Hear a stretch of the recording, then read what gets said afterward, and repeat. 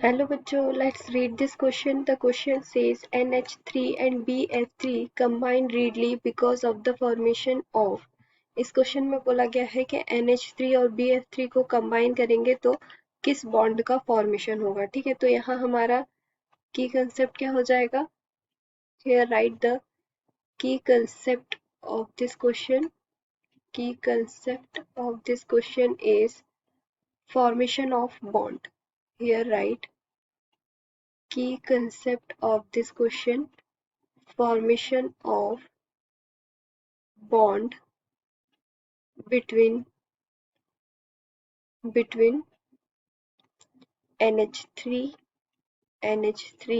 and BF3. This is between. तो यहाँ हमारा क्वेश्चन में क्या है कि जब NH3 और BF3 को हम कंबाइन करते हैं तो कौन से बॉन्ड का फॉर्मेशन होता है। तो अगर हम NH3 की बात करें तो NH3 का स्ट्रक्चर कैसा होगा।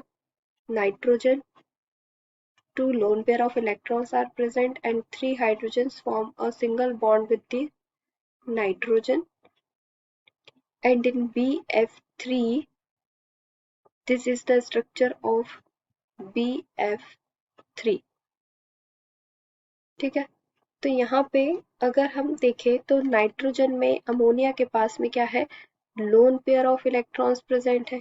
ठीक है, तो ये lone pair of electrons, the lone pair of nitrogen in ammonia and vacant orbitals of boron in BF3.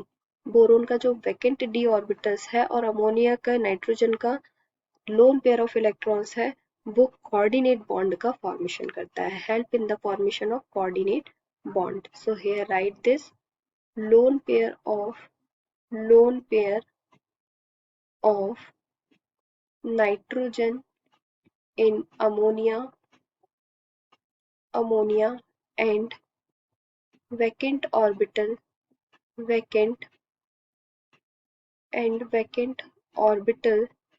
of boron in BF3 help in the formation of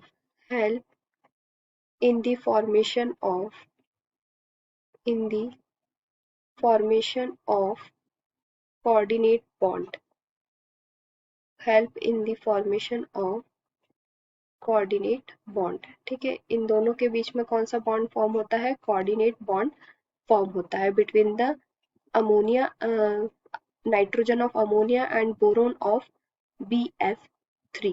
ठीक है, तो यहाँ पे हमारा आंसर क्या हो जाएगा, this is the structure of NH3 and this is the structure of BF3.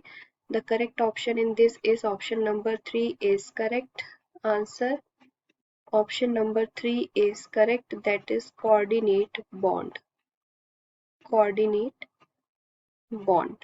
Hope you understood it well. Best of luck.